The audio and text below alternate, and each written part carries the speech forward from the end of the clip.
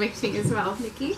I just need to get your permission to be videoed today. Is that okay? Yep. Yeah, that's fine. Okay. Well, today we're looking at a unit called Prepare Estimates, Quotes and Tenders.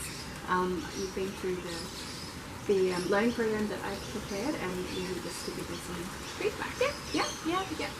Well, again, Kim, it's a pleasure because it's very, very thorough. So maybe we just start and go through some of the points that I've made down here. Yeah. The purpose of the programme, well, you've taken on board all of the business requirements and actually the specifics of what the business is able to support, which is the 4 hours a week, face to face, and then supporting that with some online learning and some good resources for that. It's a 120 hours of learning, which is quite high across the 12 weeks. I drew on my face. Okay. Sorry about that, don't worry. Working from home with small children. Exactly. And the senior management have identified a gap that they need to fill because of the tenders and everything, and you've actually got 6 of the management team going through the training, so they've clearly identified that they need to fill this gap. The competency requirements of the unit, again, I think you've been very thorough and noted those down with the hours and the weeks and the planning. So I think your planning is fine, and the way that you've grouped and chunked those sections together is logical. I did have a question around the LLN skills, because you've been very thorough, and I'm not sure whether you've done too much and gone too far, because from the unit of competency, the foundation skill was the oral negotiation, and in addition to that, you've also mapped the reading, the writing, and the numeracy as well, which is fantastic. But I would check as to whether it actually needs to be in that amount of detail. But the fact that you've actually mapped all of those performance criteria to the LLN is great. So if the foundation skills are stated in the unit of competency, even if it is just oral communication, then that's all that's required for assessment. Okay. That's my understanding. Because I've seen units where you've got maybe 10 or 12 foundation skills mapped to different units. But in this case, I could only see the one at the end. So whether that is the one that you just need to focus on, it's probably worth just checking that. But the fact that you now actually have all of the performance criteria mapped to the LLN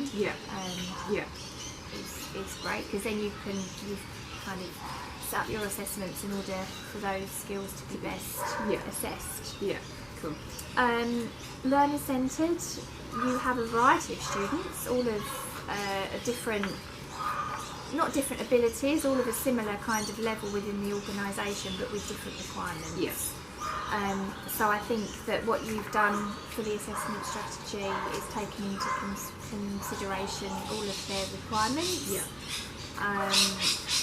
Hearing issues, with the student with hearing issues, using people with their experience, using their experience to the best level, so that they feel that they're not being told, but being included in that experience.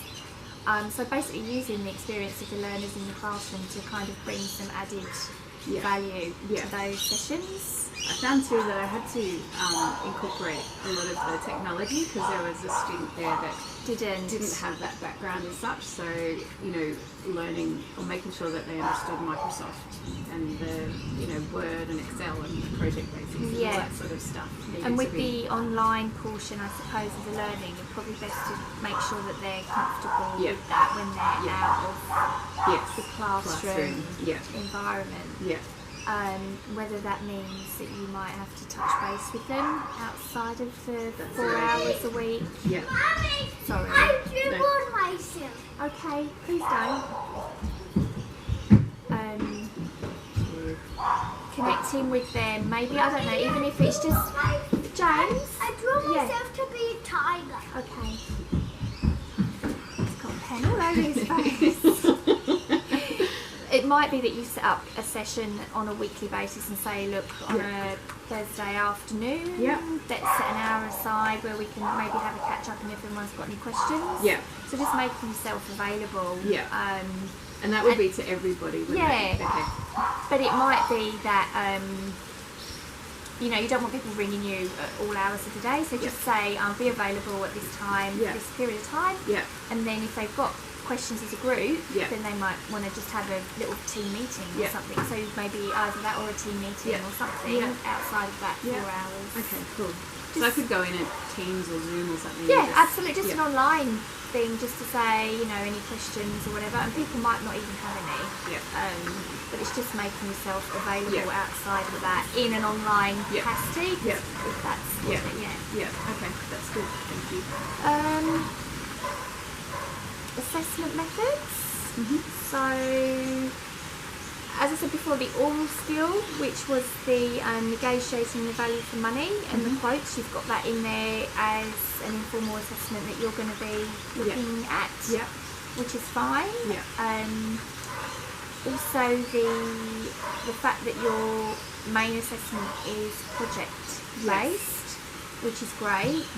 It's just whether you were looking to have everybody doing the same assessment, or splitting. You could have an option of maybe splitting them into groups and each working on a different tender, and then having a peer review process or something like that, just to kind of break. And it gives them kind of a feeling of more than one project that they're all working on together, because it might end up feeling a little bit slow, or people don't quite know what their part in that is. Okay, so like divide them into 2 groups of 3 or something and just give them each. Okay, that's a good idea.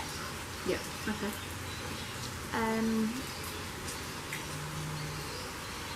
And then that would also tie in with your assessment strategy, where you've currently got it as project work, but it all could also tie in with being work-based. Yes, okay, So if they're actually doing something that's relevant, they're actually looking at a tender at the time to the job, they would actually be able to work on that during their work time as well. That's actually quite good, because for a tender submission they need to put together their previous experience and all that sort of stuff, and if you have different people looking at it, you'll end up with a good combination of work across the board, so you're coming from different perspectives. Historically, when I've worked on a tender, it's kind of been in a group of 3 or 4 people, and they all kind of put in their experience to the bit of the tender. So you might have somebody that, like you say, you've got the guy that loves his Excels and his spreadsheets and his stats, but then you've got somebody else that's looking at it from the perspective of. So it's not like one person has to do it all, or they bring their experience into the bits that's kind of relevant. It's good to have an understanding of the whole process, but I think you may well find that people have an expertise in different areas. Strengths. Okay, cool.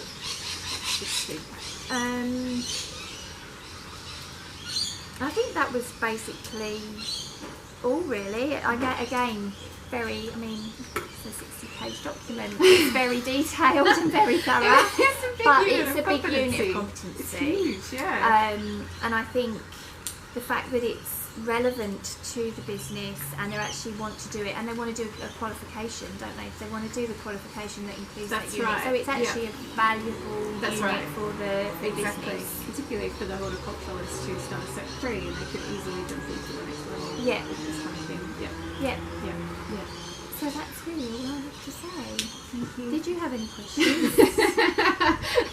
No, that's really good. I think we've been through the foundation skills. I'll check up on that and find out what's actually required, but I'm glad I've done more than what was required of me. So but it's a good process to go through, because you then can understand what's reading, what's writing, what those skills are. Yeah, absolutely. And I was actually a little bit focused on the oral side because of the chap in there who likes to chat rather than type and things like that. So I wanted to make sure there was an oral assessment in there, and then because it sort of suited the foundation skills, I thought that was quite good. But then I didn't want to lose you know, the reading and the writing, because there are other students in there who Absolutely. are, that is their strong point. Yeah. Yeah, give them all an opportunity. But the project work in itself will identify them to be able to write and read, and like you say, extract all that information in together. Yeah. But that having that oral assessment of that negotiation, because that's kind of the critical thing when you're talking to a client to try and get the best price.